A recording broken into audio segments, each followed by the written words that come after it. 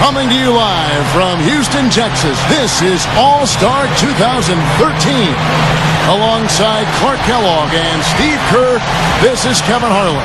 And now it's time for the Foot Locker three-point contest. The long-range assassins of the NBA have come together to show off their skills from beyond the arc.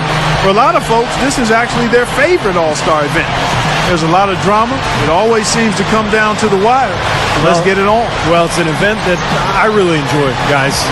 Anytime you get the best shooters in the NBA together to duke it out, it's going to be a good time. And these guys on this roster tonight can all really stroke it. And so we'll see Kevin Durant. He has 60 seconds to make as many shots from behind the arc as he can. Clark, as you know, there's a money ball in each of the 5 racks worth double. That's 25 shots to get a maximum of 30. And the corner threes are only 22 feet, but the other three-point stations are 23 feet 9 inches. So those are the longest shots. And to me, the corner shot is the easiest of any of them. So it's important to get off to a quick start here from that corner spot. Maybe get 5 or 6 quick points. No, he's off to a decent start, guys. He's got 9. Up to 10 now. He's got 12. And Durant really starting to light it up now, guys. Coolly knocks down his 5th straight. A strong close out there. And now with 16, make it 17. KD stepping up and knocking them all down. He comes away with a score of 21 on the round. Guys, hard to find any fault with that display. Yeah, his last rack in particular was stellar, guys. With the clock winding down, he drained all 5 shots to get maximum points. And so we'll see Dirk Nowitzki. It's interesting, Nowitzki has always been a good three-point shooter, but he relied on the shot more early in his career. Nowadays, he does a lot more work in close. You definitely want to try to get off to a good start because, guys, I'll tell you, if you whiff that first rack, it can really throw you off and keep you off. Oh, no question, Clark. That rack comes so quickly, the clock's ticking, and all of a sudden you're behind and you press, and it's tough to shoot when you're really trying to force the issue. Yeah, this is how you do it. Can't get the money ball. That gives him 12.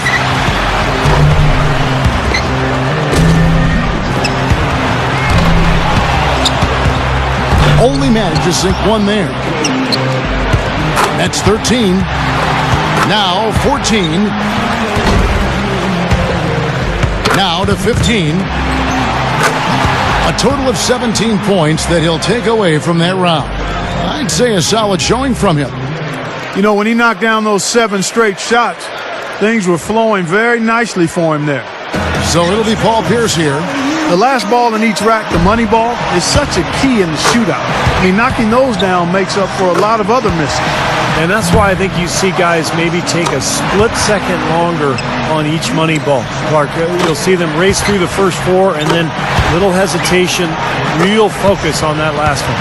Nice run here by Perice. He's got it rolling.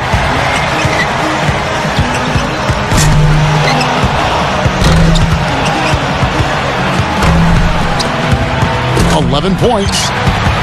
Money ball, no good. Well for him.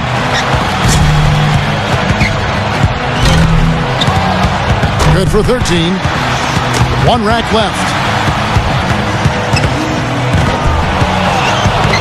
And now with 16. 17 on the board. He finishes off the round with 19 points. His stroke looked terrific in that round, guys. Yeah, it was a terrific start. He was feeling it from the get-go. Up next, Ray Allen. You know, a lot of people call Ray Allen a born shooter, but it really undervalues the work that he's put in to develop that shot. The work ethic that he displays is really amazing. The routine that he has before each and every game. 17 or higher would keep him in contention. And he knows he can get this well within his abilities. Solid start there.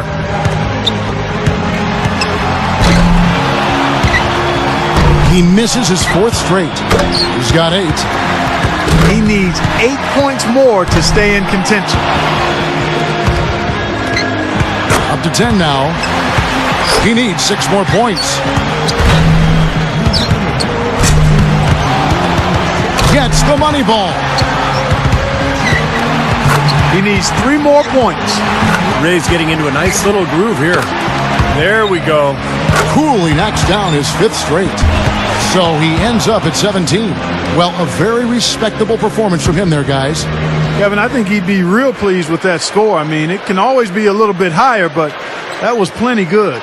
Yeah, I agree, Clark. He's probably happy with it. Not ecstatic, but, he did his job and put up a pretty good number. So it's Kobe Bryant ready to go. Kevin, Kobe is known more as a pure scorer than being a three-point artist, but he has that part of his game pretty well locked in also. He's a capable three-point shooter, and he can throw it in he can knock it down with guys in his face, too, from behind the arc. 17 or higher, the score he needs. Well, that's pretty respectable, but if he's anywhere close to his best, guys, I think that's very doable. He misses his 4th straight. For him to close this out is going to take a very strong effort. Otherwise, he's in trouble. He's got 9. Up to 10 now. And Kobe Bryant really getting into the groove now. 2 misses from this point on are all he can afford. And Clark, he's out. Not enough to make the next round, Kevin. Yeah, that's it. It's academic from here. 14 points is his total as the round comes to a close. So it'll be Carmelo Anthony here, wrapping up the qualifying round. He knows there's nobody coming after him. He knows the score to beat. And to make the next round, he'll need at least 17 points. The door's open. A good round would do it. That's 2. Good rack right there. 4 points total. 5 points now. Getting some momentum going right here, guys. 7 points. He needs 8 points more to move on. He's got 10. 6 more and he advances. 3 racks down, 2 to go. Now 14. 3 more points to advance. Bad luck. His 5th consecutive miss. 3 more and he moves on. Up to 15 now. At 16. Finishes his last rack with plenty of time to spare. He gets his tally up to 16 points. Durant's got the highest score from round 1. All he's got to do now, guys, is repeat that performance in the finals. Steve, this isn't like some years where there's one guy you point to going into the finals as the obvious favorite. No, it's not. I mean, and that's what's going to make it fun. I mean, you couldn't pick a more competitive group of guys to have in the finals. And so we'll see Dirk Nowitzki. The shot clock's at 24 seconds. He better be ready to put up some points in a hurry. He's got to start moving this thing along, pick up the pace. He's going to be leaving some balls in the rack if he doesn't. He's got 5. 5 big points on that rack alone. Up next, Ray Allen. Pressure's on. He's got 24 seconds to top the score and move on. Even a poor showing here might be enough. He's in great shape. Makes his first there. That's 2.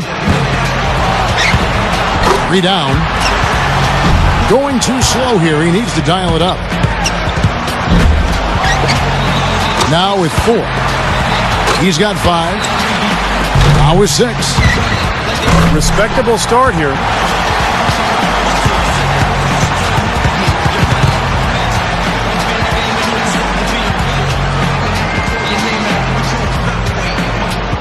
Up next, Ray Allen. And Allen's so devoted and meticulous with his practice habits. Reggie Miller always said the habits this guy possesses are amongst the best he's ever seen. No question about that. Care and focus, one of the keys to his success. I would say the bedrock to his success, because it was repetitive and he put in the time and he never deviated from that. He's reached this level because of the time. He continues to put in to knock down shots at a high level. He could have taken more from that rack, only got 2 points. Now with 6. He's up to 7. Now 8 points. A 3-point rack for him right there.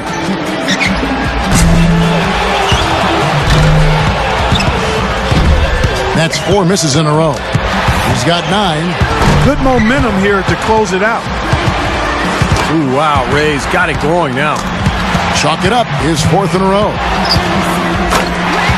Make that 14. He gets his tally up to 16 points. I'd say he handled that round pretty well, guys. I thought he had his stroke working pretty well for him. I mean, what do you think about that, Steve? Yeah, solid shooting. He looked very confident. It never became one of those lights-out rounds that it could have been. But all in all, I think he's got to be pretty happy. So it'll be Paul Perice here. You know, Paul Perice, because he's such an outstanding scorer, is one of those guys who you don't really think of as being a three-point shooter, even though he takes his fair share every season. I mean, mostly because he creates a lot of his own chances and looks with that nice step-back dribble of his. And he's fearless. Yeah, he is that. A chance to tie it with 16 or move ahead. He's up to 7. 7 more points and he'll tie it. That's 4 in a row now. 6 points more and it's tied. He's made all 4 money balls. 3 points more to tie it. Finishing strong. He's at 14. He finishes with 14 points on the board.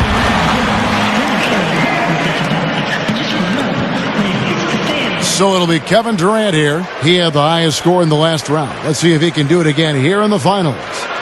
He barely made it into this final by the skin of his teeth, Steve. Squeaked ahead by a single point. Yeah, he slid in the back door here and stole that 3rd spot away. I think he'll want to put up a bigger number here. That rack did not go very well. 2 points. 3 down. 4 points. Pretty good start there for him.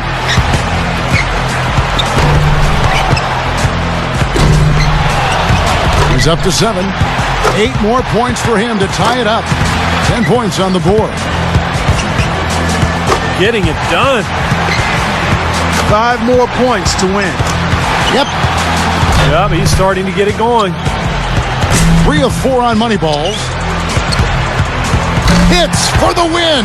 And a little victory lap through his final shots. A chance to tack on a few points for posterity. A total of 17 points that he'll take away from that round.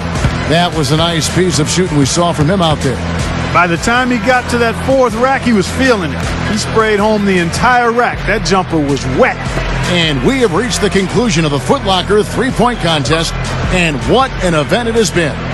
Our extremely gifted winner, Kevin Durant. Another terrific year for the 3-point contest and another terrific champion. Yeah, I think everyone here is still a little bit in awe of the display of shooting he put on tonight. And from all of us here at 2K Sports, we're thrilled to have brought you this year's 3-point contest. This is Kevin Harlan, along with Steve Kerr and Clark Kellogg, saying so long and thanks for watching.